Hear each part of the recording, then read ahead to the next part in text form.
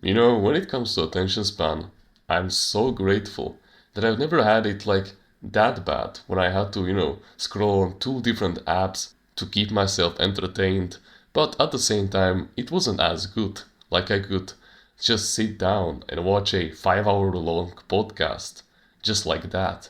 For most of my life, it was always in the middle. Like my attention span was that I could sit through like a 1 hour YouTube video about history, for example, because that would be something that would actually interest me. But at the same time, when it came to sitting in class and learning about something that I didn't want to know about for 45 minutes straight, my focus would drift away dramatically.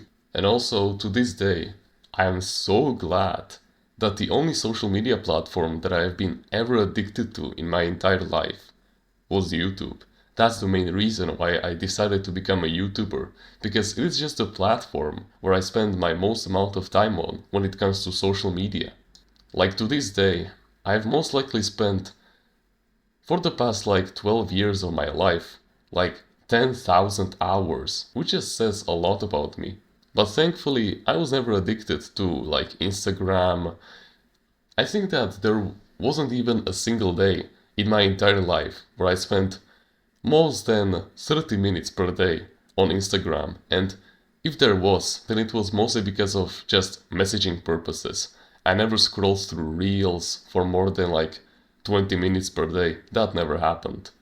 And I'm so grateful that I never was addicted to TikTok. Like, yeah, sure, I had it downloaded on my tablet for like 4 years.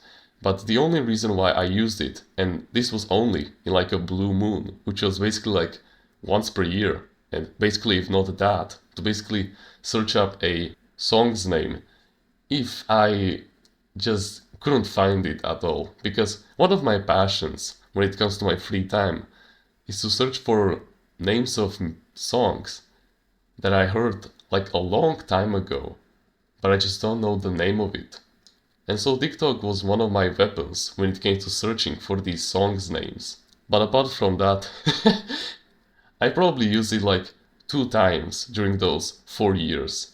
And that was never to, like scroll and absolutely annihilate my focus and my attention span. However, there was one time when I was kind of addicted to short form content, but it wasn't as severe. It was when YouTube Shorts dropped for the first time in like mid 2022, I think. And that was not like I actively hunted them down. Like, I pressed the shorts button on my YouTube homepage and I started just scrolling. No, it was just like I was scrolling through my YouTube page. And as you were scrolling through the recommended videos, you saw like the sections with the 5 shorts. It was just 5 at that time that you could pick from. And so what I did was I scanned, like I scrolled down through my entire YouTube homepage, and when I saw like 4 videos that I wanted to click on, like the regular long form educational videos, I would then watch those 5 YouTube shorts that were recommended for me. So it was never like infinity scrolled my soul off. It was never like that. But there was this one time when I truly became grateful that I never ruined my attention span, unlike the 99% of people. A couple of years back, when I was still watching mainstream YouTube content, and when I say mainstream, I mean like the big animators who like take a certain part of their life and turn it into a story, which is like a 15-minute long YouTube video where they animate it like themselves and their family going on an adventure. You understand what I'm saying. Basically, YouTubers like The Odd Ones Out, Jaden Animations, but also Minecraft YouTubers like Technoblade, for example, who sadly passed away, so RIP Technoblade. But I noticed that every single time when they had a product coming up, like for example a piece of merch, like a YouTube figurine, it would always sold out in like less than an hour probably. And it wasn't until recently when I realized just how much their fans were getting played mentally. You see, I was recently reading this book called Blindside, I think the full name is like Blindside, the Mostly Hidden Ways of How the Big Marketers Fuck Us Over or something like that. It is a really, really great book that you should definitely read in order to build up resiliency to things like urgency, pop-up windows and stuff like this. And in that book, it was revealed to me that there are people in this world who have a high K factor and a low K factor. Low K factor basically means that your attention span is so bad that whenever you see a urgency or basically like an offer in a shop that isn't going to be there for a long time and you don't consciously even think about it and you just storm into the store and buy it immediately, that is a low K factor buyer, the impulsive buyer who buys anything because they cannot control their emotions. But there are also high K factor buyers, those who actually have a good attention span, but just because they have a good attention span and actually think about what they want to buy, that doesn't mean that they are completely resistant to the marketers, because even the marketers, those slimy ass snakes, they found a way to even convert these high K factor buyers, their customers. Now, I don't remember the exact ways of how they even converted the high K factor buyers. But what matters for this video is the low K factor buyers. All of the poor souls who over time had built up such a virtual relationship with these YouTubers that the second they drop a new product, even if it was anything, if it was a bathwater, for example, or if it was a literal feces in a jar, I'm not joking, or if it was a used tampon, for example, there would be one such dirty buyer, such a deceitful, dishonorable rat who would honestly buy that. And that's the, I don't want to say beauty of marketing, but you understand what I'm trying to say.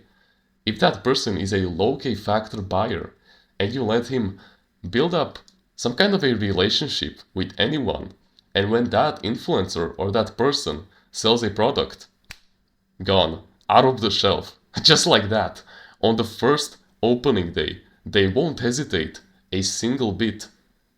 And that's the exact same reason why you need to improve your attention span, so that you don't buy low quality products just like that. Now, I don't want to shame the YouTubers.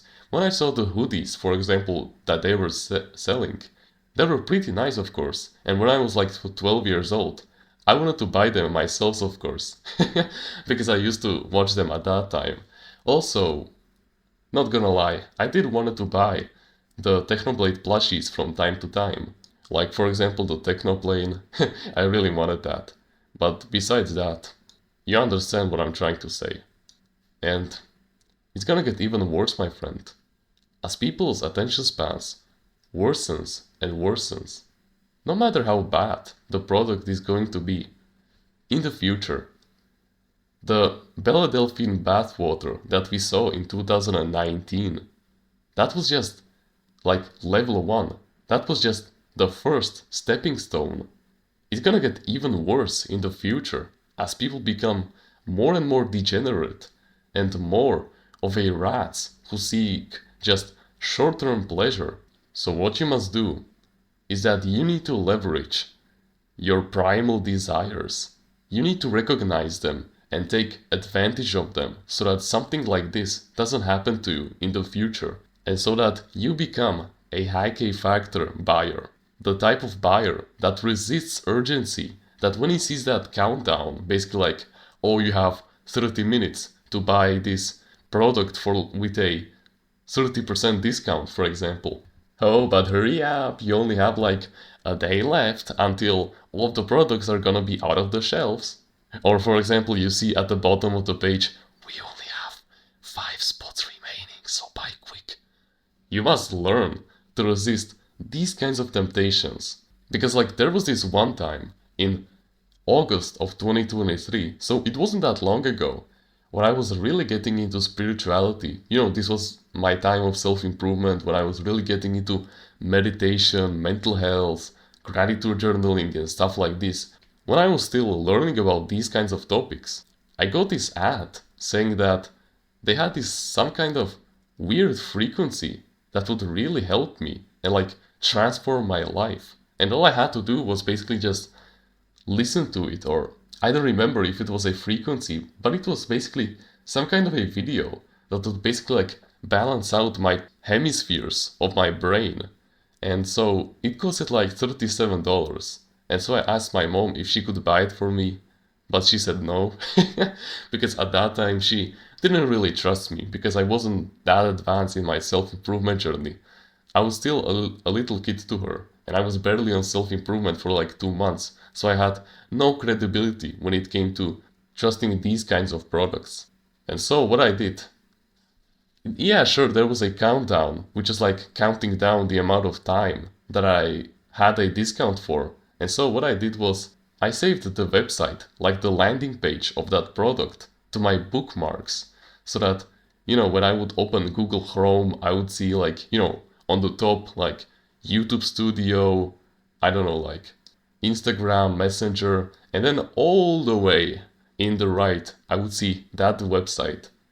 And get this, the website was up for like the next 10 months. And I still had the same discount for those 10 months. Now, I don't know what happened to it. It isn't up anymore, but it's like I don't need it anymore. I now have other frequencies that I listen to on a daily basis. But besides that, what matters the most is that urgency is like, at most, 99% of times, when it doesn't come to like, big influencers, it just doesn't matter. The urgency, it is just an illusion to get you by even quicker. I had 10 months when I could just buy this product whenever I wanted, and I decided not to. But then I asked myself, what did this course that would balance out my, brain hemispheres, like the frequency and stuff like that, what would it do for me? And it was after I read this book, which I talked about in this video, that I realized that it was gonna make me survive easier in this modern world. Because you see, humans aren't built to win, they are built to survive. Survival is the most primitive and the most primal desire that you can think about. That's why there are so many people doing self-improvement in their own ways, of course. Like they are reading books, well, most of them are just going to the gym, just improving their physical health. But what matters the most is that they are doing it for themselves, so that they can survive easier. I'm also making these videos so that I can make money from them in the future, and so I can survive easier. Why do we read books about mental health, psychology, leadership? Well, because we wanted to survive social interactions easier, okay? But besides survival, there are also secondary desires that we also want, which are, for example, food, sex, fame, water, etc. Basically like the most elemental needs that we need to survive easier. Food, so that our stomach is full, so that we don't die. Sex, so that we have some kind of satisfaction in our lives. I could go on and on and on, but they all tie back to the need of survival, but not the need to win. That's why you see so many people peak after college. That's why they don't harvest their full potential and become the best version of themselves. They just get complacent at cozy places in, like, for example, the government jobs, with a mediocre, kind of unstable family. Like, their wife doesn't truly love them, but they still have sex from time to time, and so they just get complacent. And then they wonder where it all went wrong. Well, because, my friend, you never pushed your limits. You never strived to become the better version of yourself. And it was most likely your genetics, probably, since your ancestors were like that also, or your surroundings. But at the end of the day, you create your own destiny, and so it is up to you. If you choose to strive for more, or if you decide to get complacent. So how about instead of getting complacent when you get them, you actually use them as motivators to get more of them. Use these desires to motivate yourself on your self-improvement journey. Like for example, the need for sex. Well, go read books about relationships and actually use the knowledge that you've learned in there in real life. Use the food, water, and fame desires to build a powerful business for yourself so that you can buy them in the future. Well, you cannot buy fame, but it will come to you. You understand what I'm trying to say. So please, be willing to learn about these marketing strategies so that you can protect yourself better. Learn how to improve your attention span through stuff like meditation, for example. And never get complacent with instant gratification. Always live for the delayed gratification and for the long term. I have many videos about this, so you're more than welcomed on our YouTube channel to watch them. If you want to be part of a community full of like-minded men who share the same values as you, the same likes and dislikes, who have the same goals as you, the same ambitions, who are working tirelessly on themselves every single day to become the best version of themselves, and resisting the stuff that the 99% of people aren't capable of doing, who will be in a state of healthy competition with you and will drive you forward on your self-improvement journey and will take good care of you, then you can join our Discord clan in the description. I know that if you're watching videos like these, you have way more potential than you think you have, so please harvest it and don't be held back by your surroundings anymore. I know that you'll find your place in there. But besides that, you can like the video, you can subscribe if you like, join the email list in the description and get yourself a free ebook about mindfulness, comment on which part of the video you liked the most, and if you found some value in this, comment on which part of the video you will implement into your daily life. Don't forget to join the clan, you're still invited, and become a part of the family. And with that being said, thank you very much for watching this video, and remember, no one is better at being you